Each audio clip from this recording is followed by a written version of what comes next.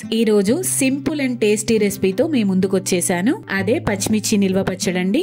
ఈ పచ్చిమిర్చి నిల్వ పచ్చడి కోసం ముందుగా 100 గ్రాముల పచ్చిమిర్చిని తీసుకొని శుభ్రంగా కడిగి ఆరబెట్టుకోవాలి. తడుంటే పచ్చడి నిల్వ ఉండదు. ముందుగా స్టవ్ ఆన్ చేసుకొని పాన్ పెట్టుకొని దాంట్లోకి 5 స్పూన్ల ఆయిల్ వేసుకోవాలి. ఆయిల్ కొంచెం వేడవ్వగానే పచ్చిమిర్చిని వేసుకొని 2 నుంచి 3 నిమిషాల పాటు వేయించుకోవాలి. ఇప్పుడు చూడండి, పచ్చిమిర్చి ఈ కలర్ వచ్చేదాకా వేయించుకుంటే సరిపోతుంది. ఇప్పుడు స్టవ్ ఆఫ్ చేసుకోండి. ఇప్పుడు ఇందులోకి 1 స్పూన్ మెంతుపొడి, 1 స్పూన్ పసుపు, 2 స్పూన్ల ఉప్పు, అలానే 4 స్పూన్ల వరకు కారం వేసుకోవాలండి. కారాన్ని మీ టేస్ట్ బట్టి అడ్జస్ట్ చేసుకోండి.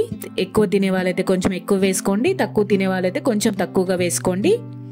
అలానే 20 వరకు వెల్లుల్లిని తీసుకొని ఇలా పేస్ట్ లాగా చేసుకొని వేసుకోవాలండి. అన్నిటినీ పచ్చిమిర్చికి పట్టేటట్టు బాగా కలుపుకోవాలి. అంతే అండి, సింపుల్ అండ్ టేస్టీ పచ్చిమిర్చి నిల్వ పచ్చడి రెడీ అయిపోయింది.